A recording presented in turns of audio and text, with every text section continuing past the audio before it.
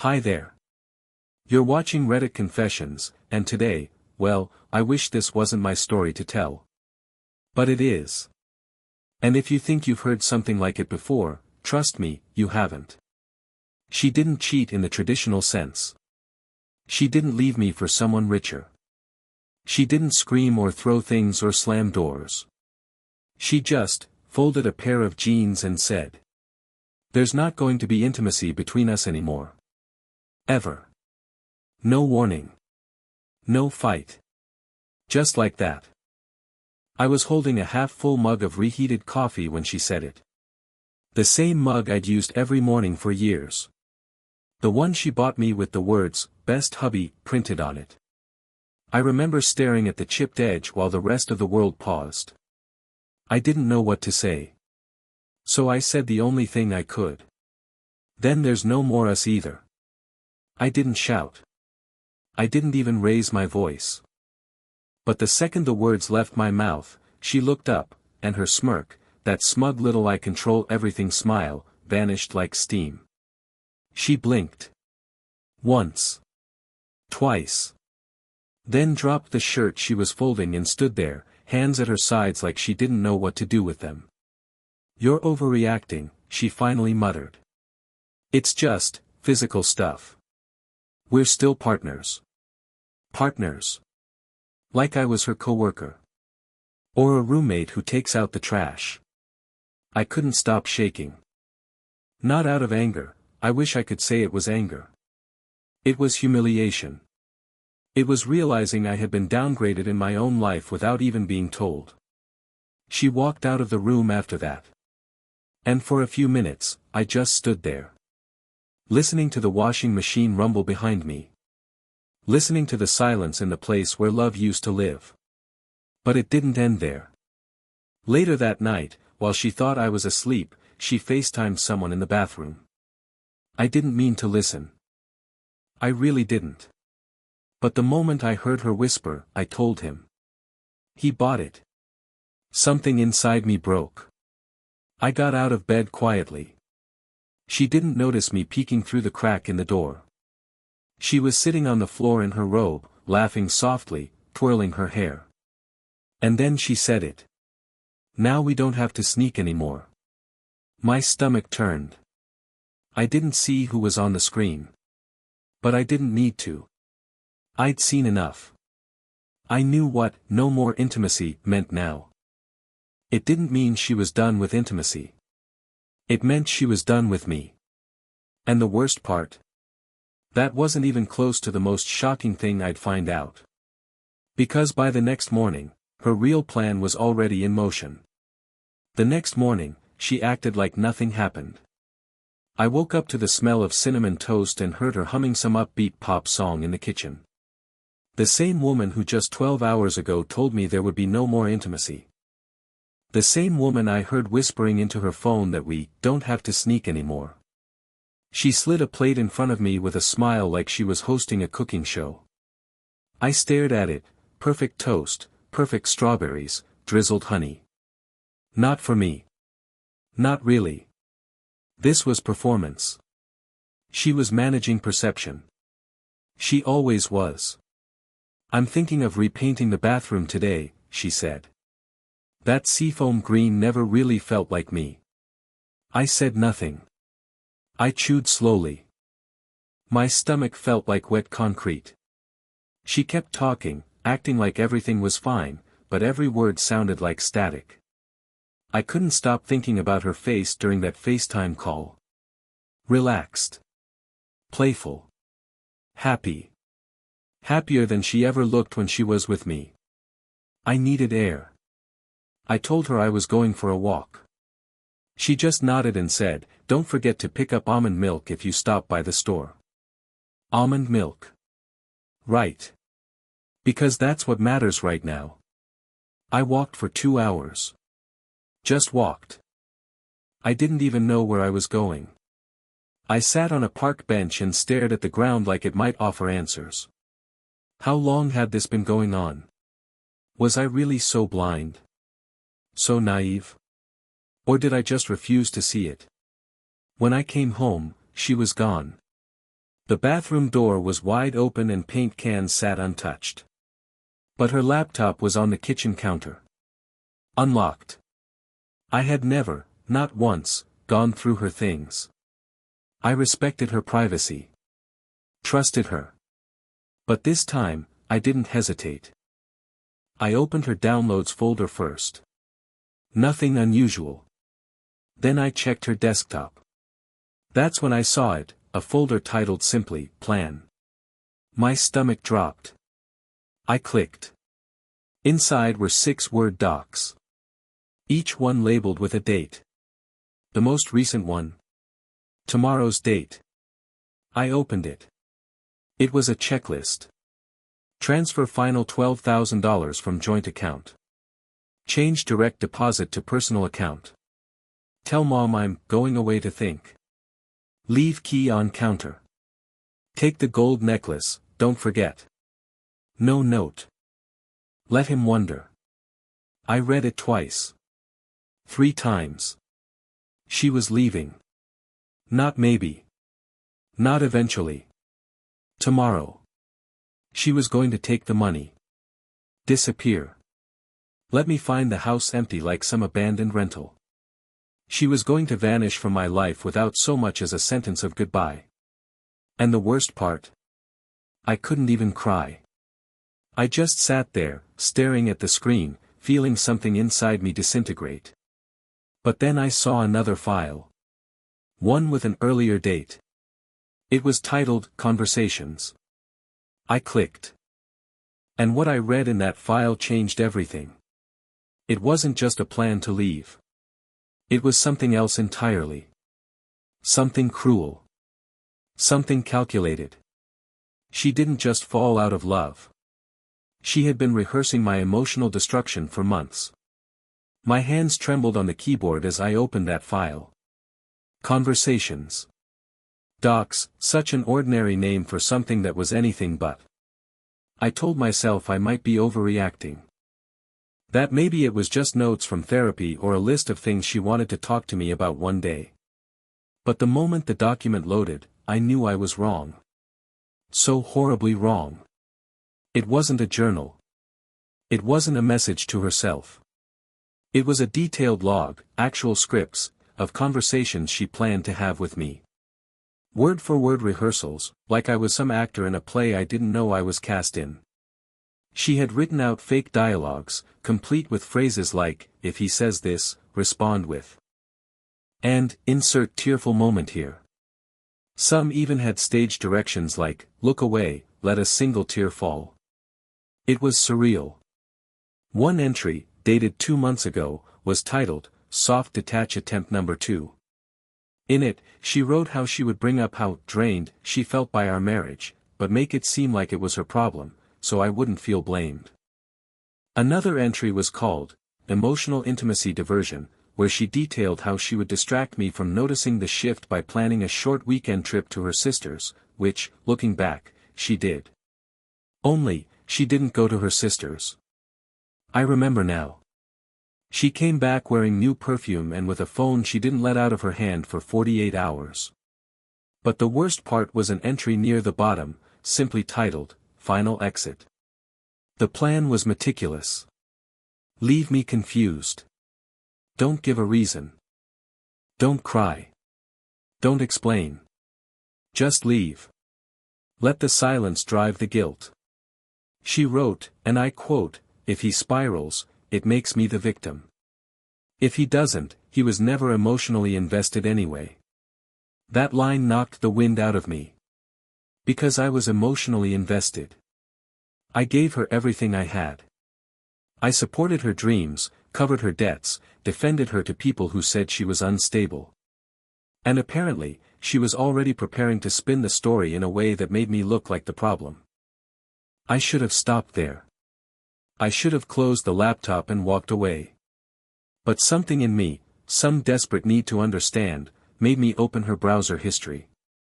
That's when I saw the searches. Dozens of them. Can I empty a joint account without telling my spouse?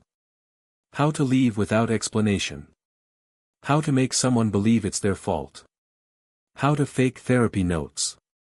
Yes. She was looking up how to fake therapy notes. And buried between those searches were two words that made my stomach twist. Mason Hotel. That name shouldn't have meant anything. But it did. Because that's the hotel she said she was treating herself to a spa day at last month. I even drove her there. Held her bag. Kissed her forehead in the parking lot while she promised she needed time alone. Now, I wasn't so sure she'd been alone. I dug deeper. Receipts. Emails. Screenshots. She had an entire hidden Gmail account. In it? Photos. One of her on a balcony, smiling in a robe, champagne in hand. Another of a man's arm, faceless, wrapped around her waist in a mirror selfie. I knew it wasn't me. I don't own a gold watch. She had planned every detail of her departure, from emotional manipulation to financial strategy to where she'd be when she pulled the trigger. I wasn't just being left. I was being orchestrated out. And the most disturbing realization? This had never been about love. Or even hate. It was about control. About power. She didn't want to leave peacefully. She wanted me disoriented. Broken. Crawling. But if that's what she wanted, she underestimated one thing. I wasn't going to chase her. I was going to watch her destroy herself from the shadows. Because that's when I realized. She forgot something critical. The house. The account. The documents she left open. They were all in my name. I didn't sleep that night. How could I? I lay on the couch, staring at the ceiling, laptop still open on the coffee table, her lies glowing in blue light like a confession she never planned for me to read. Every few minutes, I'd reread the line, "Let him spiral, it makes me the victim." Over and over. I couldn't stop. It felt like someone had sliced open my memory and rewritten the last year of my life with a red pen soaked in humiliation. She came home around midnight, pretending like she was just out for drinks with Leah from yoga. No mention of where she really was. No apology. No guilt. She even kissed the top of my head and whispered, "Thanks for understanding me." It was like watching a stranger play the role of my wife. And I had finally stopped pretending she was who I wanted her to be. I waited. I smiled. I played dumb. The next morning, she showered, got dressed in those leggings she only wears when she's going somewhere that matters, and left without saying where. I sat in the silence she left behind, staring at the walls like they might offer answers. And then it hit me, everything she thought she had in her control, wasn't. Our joint account. I opened it. But I never added her name. She just thought it was joint because we both used the debit card. But legally? Only my signature was on that paperwork. The house? That smile she gave me when I surprised her with the deed transfer after our 5th anniversary. That was a lie. I never submitted the form. The notary appointment we missed due to a family emergency. It was never rescheduled. The deed was still in my name. Every utility. Every mortgage payment. Every single document tying this house to the earth, mine. She was so busy scripting my downfall, she forgot to check if the stage she planned to exit from was even hers to begin with. And as I sat there, sipping the cold coffee she made hours ago, I did something I never imagined I'd do. I opened the account. I transferred every cent, all $41,368.92, into my private savings. Then I removed the debit card she used. Deleted her online access. And locked down the recovery email. If she tried to log in now, all she'd see was a message telling her the account no longer existed. That's when I heard the key in the door. She walked in, sunglasses on, Starbucks in hand. Casual. Unbothered. And I swear, she looked surprised that I was still there. "You okay?" she asked, sipping her drink. You've been quiet. I stood up, slowly. Calm. Controlled. I said, I've been thinking about everything. About us.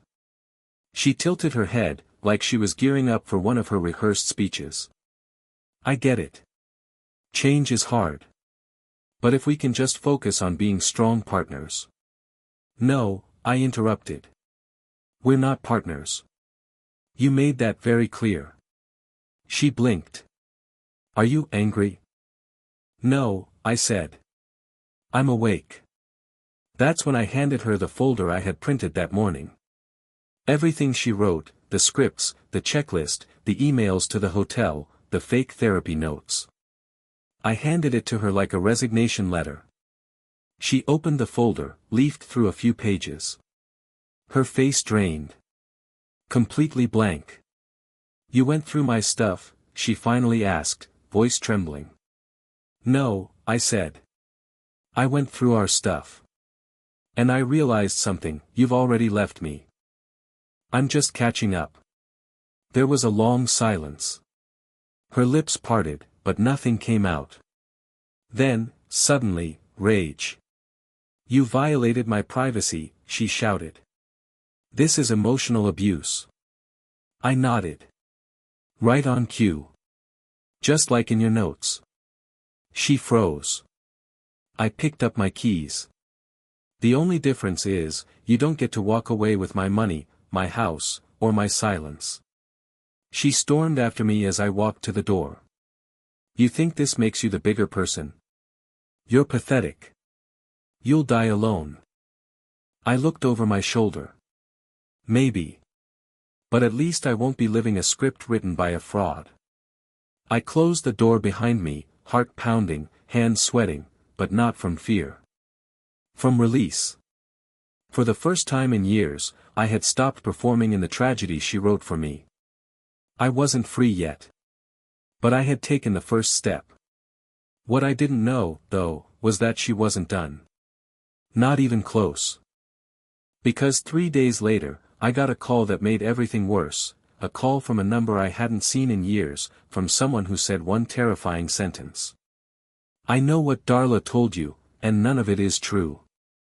When I answered the call, I didn't recognize the voice at first. It was low, cautious, and almost hesitant, like the person on the other end wasn't sure if he should even be doing this. Hey. I know what Darla told you, he said. And none of it is true.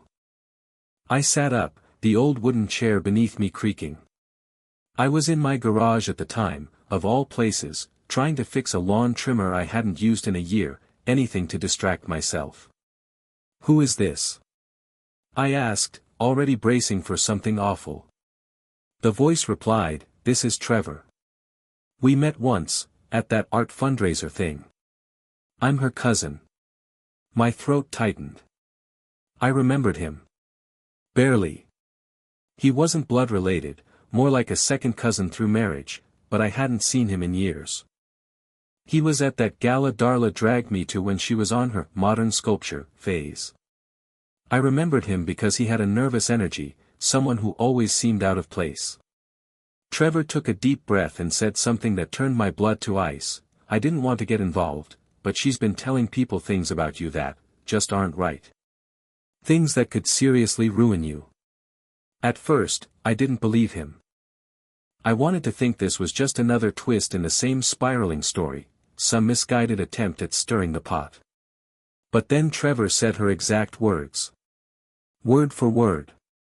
Phrases I recognized from arguments we'd never even had, because they were made up.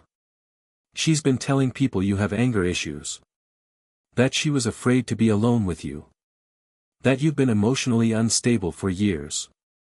That's why she told her friends she had to escape quietly. He paused. She even claimed you pushed her once. I didn't know what to say.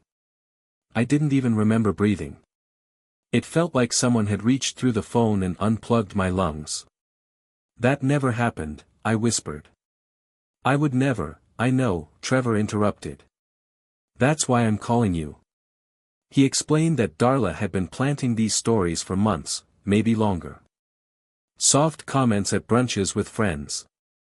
Tearful confessions to acquaintances. Laying the groundwork, brick by careful brick, to make sure if she ever disappeared, I would be the villain in everyone's eyes. She was building an exit strategy designed to leave me not only alone but socially exiled. She's even talked about filing a protective order, Trevor said. Not because you did anything, but because she said it would seal the narrative if things got messy. I sat there in stunned silence, staring at the wall where my old college diploma still hung, dusty and forgotten. I remembered the night I stayed up until 4 a.m., proofreading Darla's resume before her first big job interview. I remembered the time I built her entire website for her massage business from scratch because she said Wix was too technical. I remembered how I sold my motorcycle, the last thing that felt like mine, to help cover her student loans. And this was how she thanked me. By painting me as a monster in a story I never knew was being written. Trevor told me he tried to confront her about it once, but she flipped the story, told him he was gaslighting her reality. She even sent him a long email accusing him of enabling an abuser. He backed off after that, until he heard she was planning to vanish. She mentioned Costa Rica, he said. Said she had someone there. That it was going to be a fresh start, as soon as the money came through. Costa Rica. My chest clenched. I remembered now, one of her old browser tabs had a booking confirmation in Spanish. At the time, I thought it was a yoga retreat. Now I knew better. I thanked Trevor for the call. He hesitated, then said, "She always gets away with things because no one ever puts it together in time. Just, don't let her erase you. Erase me." That's what this was. A complete rewrite of our marriage, of me, in which I was the villain and she was the tragic heroine escaping a cruel man. I wanted to scream. I wanted to break something. But instead, I sat there, numb and trembling, realizing that the betrayal wasn't just physical or emotional anymore. It was existential. She wasn't just leaving me, she was trying to rewrite who I was. I didn't sleep that night. Again. I just paced the living room, trying to think, trying to understand the kind of person who could smile in your face while preparing to burn your reputation to the ground. And just when I thought I couldn't feel more violated, I got another surprise. The next morning, there was a letter taped to my front door. No stamp.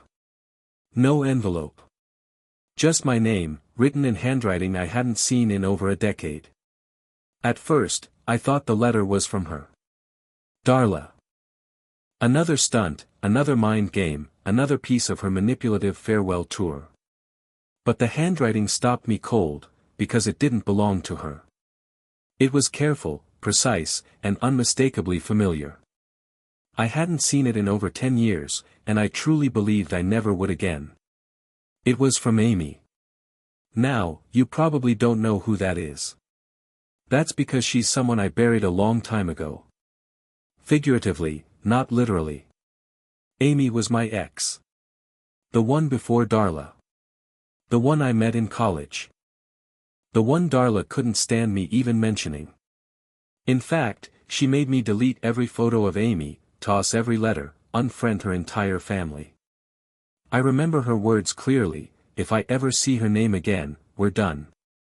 So I erased Amy from my life like a crime scene, convinced it was the right thing to do for love. And now here I was, standing on my porch, holding a single sheet of paper with her handwriting on it. No return address. No contact info. Just this. "I heard what she's doing. I need you to know, this isn't the first time. She did the same thing to someone else before you. And she tried to do it to me. We need to talk. You deserve to know everything." I had to sit down. Right there. On the front step, like a man who just realized the ground under him was made of glass. My hands were shaking so badly the paper crinkled in my grip. I wanted to believe it was a joke, or a setup, or some kind of cruel timing. But something about it felt too real. Too exact. Too impossible to ignore. I called every number I remembered from the past, checked old texts, searched mutual friends. Finally, 2 hours later, I found her on an old business listing. She worked at a small marketing firm downtown. I called, gave a fake name, and asked to speak to her. They patched me through. The moment I heard her voice, I felt a kind of vertigo, like I was falling backward through time. She sounded older, sure. Softer.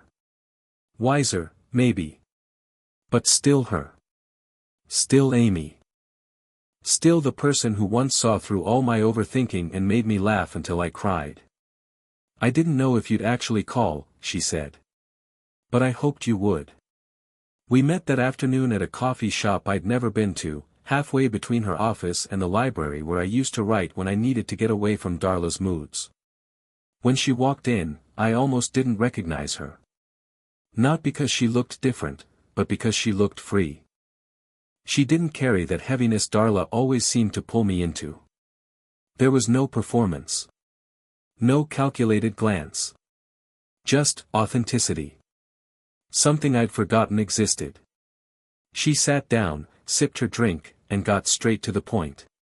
Darla tried to ruin my life too, she said. I never knew why, at first. We weren't even close. We had classes together, and then. I guess I became a threat. Amy went on to explain that years ago, long before Darla and I got serious, Darla had spread rumors about her around campus. Subtle, malicious things.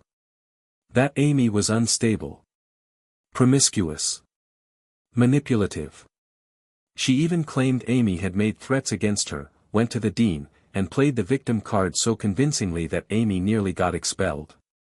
And guess what? Every time someone tried to defend her, Darla had evidence, a screenshot, a note, a voicemail.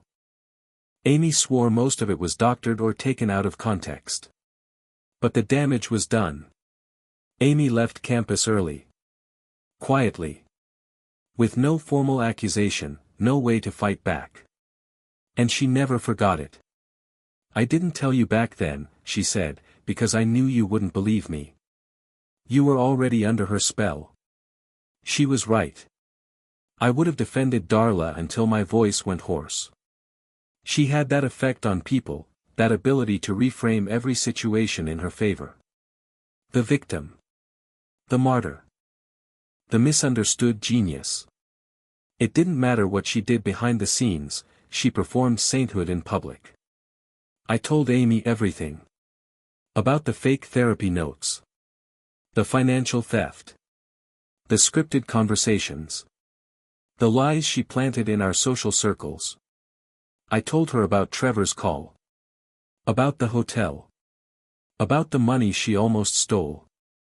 Amy didn't flinch. She just nodded. She always escalates, she said. Until someone stops her. Or until she burns everything down. And that's when she told me something I hadn't heard before. Something that made my skin crawl. You're not the first guy she planned to vanish on, she said. The guy before you. Aaron. Same pattern. She staged a breakdown, claimed he was dangerous, cleared out his savings, and left the country. He hasn't been able to find work since. He's still dealing with the fallout. I felt like throwing up. This wasn't just a breakup. This was a pattern. A life blueprint. A rehearsed cycle of destruction. I thanked Amy. I didn't even know what else to say. She gave me her number this time, told me to reach out if I ever needed support. And then she said something that stuck with me long after I left.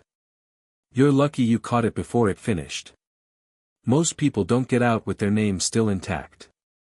And for the first time, I wondered. How many versions of me has she done this to? And more importantly, how many people still believe the story she's telling now? But as I would soon find out, Darla's story wasn't over. She wasn't running. Not yet. She was planning something far worse. After meeting Amy, everything inside me felt split. Part of me was relieved, relieved that I wasn't losing my mind, that the inconsistencies, the paranoia, the gut feelings I had swallowed for months weren't just symptoms of my own weakness. But the other part of me, the part that still remembered every birthday surprise, every inside joke, every night Darla fell asleep on my chest, that part was in mourning. Not just for the end of the relationship, but for the death of the person I thought she was. I spent the next 2 days closing the last financial gaps. Froze the credit lines she had access to. Called my lawyer, just in case. Cleared out the safe. Changed the locks. I knew she still had the spare key, and I knew she wasn't above walking in whenever she wanted, even after emotionally divorcing herself from the relationship. I wasn't planning revenge. I wasn't even angry anymore. I just wanted to disappear from her narrative, quietly, completely, before she twisted my image beyond repair. I was going to give her nothing to work with. No emotional reaction. No argument. Just clean detachment. That was the plan. But I underestimated her final move. It was early morning when the knock came. 2 slow, firm knocks. I opened the door thinking it was a delivery or maybe even Trevor. He had texted me that he wanted to talk again. But it wasn't Trevor. It was 2 police officers. 1 male. 1 female. Both standing with blank professionalism, hands resting on their belts, posture like statues. "Are you Mr. Calvin Rhodes?" the man asked. "Yes," I said, barely above a whisper. "We need to ask you a few questions regarding a report filed by a Ms. Darla Skinner." In that moment, it felt like the earth pulled me downward. I couldn't breathe. I could barely stand. I stepped aside and motioned for them to come in, my legs moving on muscle memory. The next 15 minutes felt like watching a nightmare play out in front of me while I was tied to a chair. They asked me if I had recently made threats to Darla. If I had shown signs of emotional volatility. If I had ever raised my voice, blocked her exit, followed her without consent. They asked if I'd ever touched her during an argument. They didn't accuse, they asked. But the implication hung over every word like fog. I denied everything. Because everything they were implying was fiction. Scripted lies pulled from the very same playbook she'd written in that Conversations document I found. And yet, these officers weren't reading from a screenplay. They were holding real papers. Real statements. Real allegations. She claimed she feared for her safety. That I had recently lost control. That I had screamed, slammed doors, stalked her location, and even made physical threats. She said I had an unstable history, and suddenly snapped after she tried to exit the relationship peacefully. I told the officers about the folder. The staged scripts. The fake therapy notes. I even offered to let them see the documents. The male officer nodded but said they were there to collect facts, not determine truth. "That happens later, sir." Then came the real blow. They informed me that Darla was petitioning for a temporary restraining order. She had already filed it that morning. If granted, I would be forced to vacate the home for 30 days, minimum. If I failed to comply, immediate arrest. I felt everything fall apart in that moment. Not just the air in my lungs, or the blood in my chest, but me. The me I had tried to protect. The me who believed that if I just stayed calm, rational, and morally grounded, I could exit this with my dignity intact. But Darla wasn't playing by rules. She never had been. The officers eventually left, politely, professionally, but with a copy of the petition paperwork in my hand. I had 72 hours to prepare. That night, I didn't eat. I didn't sleep. I just sat in the guest room, staring out the window, wondering how someone could spend over a decade with you, take your kindness, your loyalty, your entire heart, and then turn around and try to erase you from the world with a single signature on a false report. But then, the next morning, something happened. Something I never expected. Darla showed up. Not with police. Not with a lawyer. Not with tears.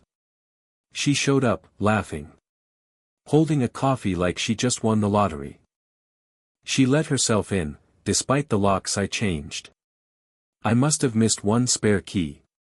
"You really thought you were going to win this?" she asked, like she was delivering a monologue in some twisted play. "You really thought you'd get away clean?" She walked around like she still owned the place. Looking at framed photos, running her fingers across the counter. She wore her victory like perfume. And then she said something I will never forget as long as I live. "You know, Cal. The best part of this is how believable I am. They always believe me. You should have known better." And that's when I realized, this wasn't just manipulation anymore. This was sport. This was her hobby. But what she didn't know, was that she had just handed me everything I needed. Because I had set up cameras after the police visit. Quiet, tucked away ones. Audio and video. Every inch of the common areas. And I got it all. The gloating. The threats. The real Darla. And that footage. That would change everything. Darla thought she had won. That's what made her arrogant. That's what made her careless. And it's also what made her walk right into her own undoing. I didn't say a word while she bragged about how believable she was, how she'd always come out looking like the wounded dove, how she had already lined up a therapist who'd say whatever she needed. She even mocked the officer who served me the temporary restraining order petition, said he had kind eyes, and that he didn't suspect a thing. She didn't notice the camera on the bookshelf. She didn't even glance at the second one, hidden in the old flower vase on the counter. But they caught everything. Her gloating. Her plans. Her real voice, the one behind the carefully practiced tremble and tears she reserved for authorities. And when she left, tossing a smug little wave over her shoulder like she was walking off a set she'd just wrapped filming on, I waited. I waited until I was calm. Then I sent everything to my lawyer. Quietly. No threats. No theatrics. Just truth. 2 days later, I stood in court. Clean shirt. Shaved. Calm on the outside, even as my hands shook under the table. Darla walked in wearing soft tones, no makeup, hair pulled back, she'd gone full fragile. She clutched a tissue she hadn't even used yet. Ready for the performance. But when my lawyer played the footage, the room changed. Her expression cracked first. Just a tiny twitch at the corner of her mouth. Then her eyes. Then the color drained from her face. She stood, tried to object, but the judge waved her down. He listened. Watched. And when the last second of video ended, her voice clearly saying, "You really thought you'd get away clean?"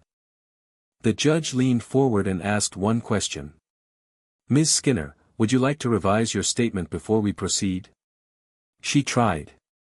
Lord, she tried. But it was over. The restraining order was dropped. My name was cleared. And her evidence was officially deemed manipulated and inconsistent. I didn't sue her. I didn't press charges. I just asked for one thing, full release of her claims to the property and financial access. She agreed, because she had no leverage left. That night, I sat on the porch, the same one where I first read her fake goodbye script, and for the first time in months, I exhaled. No fear. No confusion. Just peace. In the weeks that followed, I did something I hadn't done in years. I lived. I reconnected with people I'd pushed away. I bought a bike. I started cooking again. I stopped looking over my shoulder. And most of all, I stopped blaming myself for someone else's lies. Darla. Last I heard, she was in Costa Rica, probably crafting her next version of reality. But it's no longer mine to live in. And Amy? We've talked more. She sends me funny videos. No pressure, no expectations. Just, connection. Real, unpolished, honest. So, if you're reading this, and you've ever had your life rewritten by someone who wore a mask just a little too well, know this. You are not invisible. You are not what they say you are. And you are allowed to walk away without an explanation. Thanks for staying with me through all 8 parts of this wild, painful, and unexpectedly empowering journey. If you've ever had someone manipulate your truth or script your downfall, share your story in the comments. I'll be reading them. You never know who might find strength in your words. And don't forget to like, share, and subscribe to Reddit Confessions, where stories like mine, and maybe yours, are finally heard.